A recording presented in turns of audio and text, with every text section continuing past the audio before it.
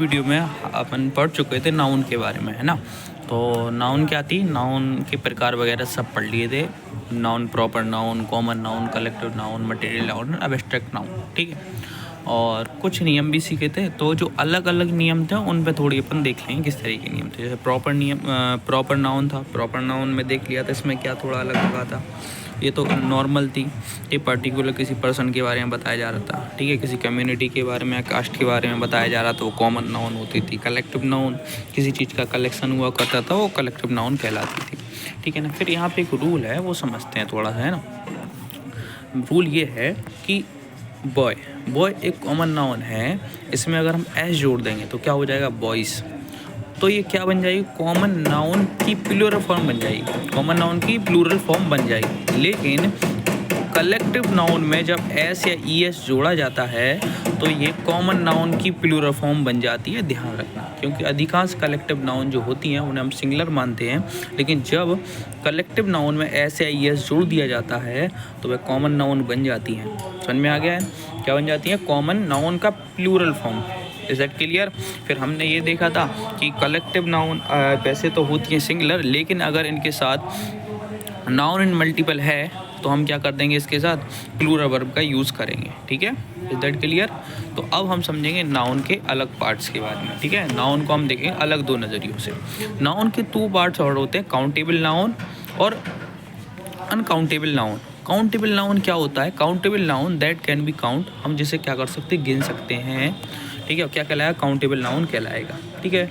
और फिर uncountable noun क्या कहलाएगा, तो अनकाउंटेबल हम जिसे गिन नहीं सकते, कैन नॉट बी काउंटेड।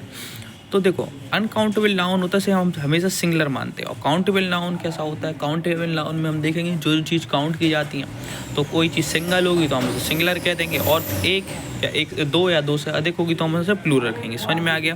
तो अब हम देखेंगे कि कौन सी नाउन काउंटेबल है। तो काउंटेबल नाउन हम देखेंगे जैसे कि स्टार काउंटेबल है कि अनकाउंटेबल है, ठीक है। तो स्टार को हम काउंटेबल नाउन में लेके आते हैं। क्यों लेके आते हैं, क्योंकि हम स्टार में गिनती शुरू कर सकते हैं, ठीक है। जिन चीज़ों में गिनती स्टार्ट हो जाए 1 2 3 4 समझ लो, वो काउंटेबल नाउन में आएगा। जैसे हेयर है, तो हेयर ओवरऑल गिनना तो इम्पॉसिबल, लेकिन गिनती शुरू की जा सकती है। लिखा है 1+ यूनिट अगर जिसमें हो रहा है 1 के बाद 2 3 4 गिनना शुरू हो जाए, उसे हम क्या बोलेंगे, काउंटेबल नाउन बोलेंगे। समझ में आ गया, कन्फ्यूज़न वाला कोई बात है नहीं। जैसे अब इन अनकाउंटेबल नाउन में क्या आएगा, तो हम जैसे गिन नहीं सकते, अनकाउंटेबल नाउन हो जाएगा। जैसे कि हमने बोला पानी को गिना जा सकता है, नहीं, उसे नापा मात्रा पता कर सकते हैं, लेकिन गिना नहीं जा सकता, ठीक है।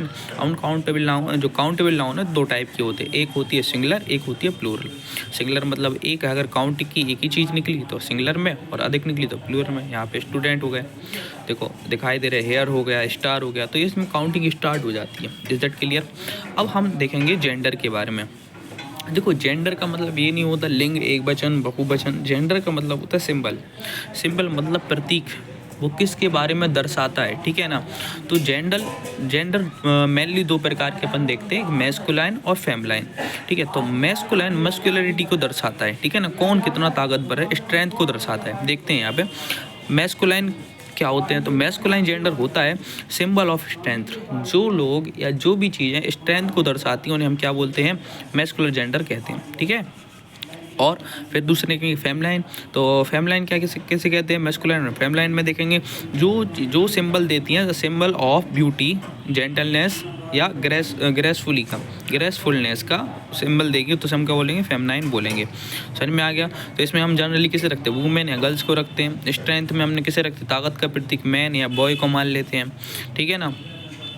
फिर आगे आता है कॉमन जेंडर में वो चीज़ें आएंगी जैसे कि टीचर हो गया, डॉक्टर हो गया, the symbol of strength and beauty, दोनों ही आ जाएंगी, ठीक है ना।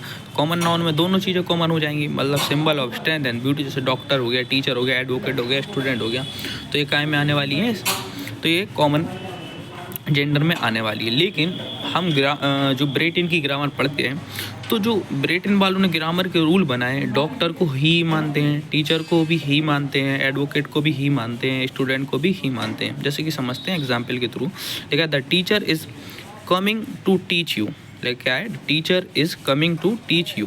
फिर यहाँ पे ही विल टीच हिस्ट्री, तो हमें टीचर सुन के कहाँ से पता चल लग रहा है कि ये ही है, लेकिन ब्रिटेन इंग्लिश में ये सही माना जाता है। ठीक है, आगे समझते हैं न्यूट्रल। न्यूट्रल मतलब नाइदर सिंबल ऑफ, ना ही ब्यूटी का सिंबल हो ना ही स्ट्रेंथ का सिंबल हो, उसे हम क्या बोलेंगे, न्यूट्रल, जेंडर बोल देंगे।